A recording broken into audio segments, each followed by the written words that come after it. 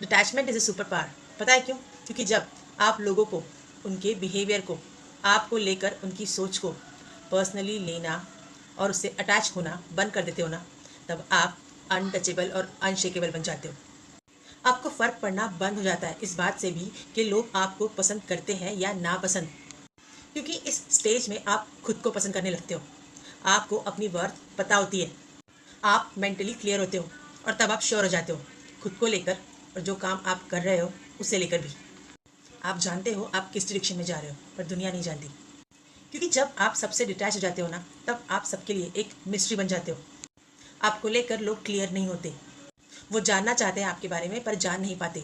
और जब लोग आपके बारे में कुछ भी जान नहीं पाते, तब वो आपको आपकी आउटर पर्सनालिटी से जज करने लगते हैं और आपके बारे में तरह तरह की बातें करने लगते हैं, क्योंकि आपकी आउटर पर्सनालिटी ही उनके सामने है और आपकी इनर पर्सनालिटी उनसे हिडन है।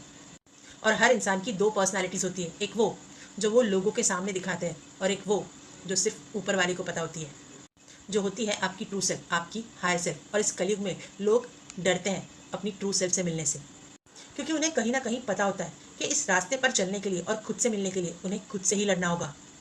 क्योंकि दुनिया से तो हम लड़ लेते हैं, पर सबसे मुश्किल काम होता है खुद से लड़ना, और ये बिल्कुल भी ईजी नहीं होता। और इसके लिए आप पर उनकी कृपा होना बहुत ज़रूरी है। हालांकि उनकी कृपा सब पर होती है, पर सब ये समझ नहीं पाते। और जो ये समझ लेते हैं और अपनी ट्रू सेल्फ से सच में मिलना चाहते हैं, ईश्वर उनको वो करेज और स्ट्रेंथ देते हैं जिससे वो खुद से लड़ सके। क्योंकि बाहर के डीमंस से लड़ने से कई ज़्यादा मुश्किल होता है अपने अंदर के डीमन से लड़ना। क्योंकि हमारे अंदर का डीमन बार बार रोकता है हमें खुद से मिलने से, बार बार अपनी ओर खींचता है, हमारे सामने नए नए रूप लेकर आता है। कभी झूठे प्यार के रूप में, कभी मैनिपुलेशन के रूप में, कभी लस्ट के, तो कभी ग्रीड के, या तो कभी सब कुछ खो देने के डर के रूप में, और मैक्सिमम टाइम किसी टेम्पटेशन के रूप में। और सबसे बड़ी बात तो यह है कि वो टेम्पटेशन है या टेम्पटेशन के रूप में आया है, ये बात हम समझ ही नहीं पाते। क्योंकि कई बार वो टेम्पटेशन टेम्पटेशन जैसी नहीं लगती। कई बार वो टेम्पटेशन हमें खुशी देती है और हमारे मन को लगता है कि ये हमें खुशी दे रही है, तो ये गलत कैसे हो सकती है। क्योंकि हमारा मन ना बहुत चंचल होता है, ये हमें बार बार वही एक्सपीरियंस कराना चाहता है जो हमें खुशी देता है, जिससे हमें खुशी मिलती है। और उसे एक्सपीरियंस करने के लिए हम इतने ज़्यादा ऑब्सेस्ड हो जाते हैं कि हम सही गलत में फ़र्क करना भूल जाते हैं।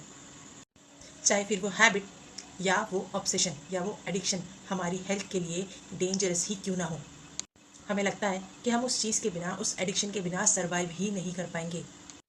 और यहीं पर हम उस डेविल के, उस डीमन के ट्रैप में फंस जाते हैं।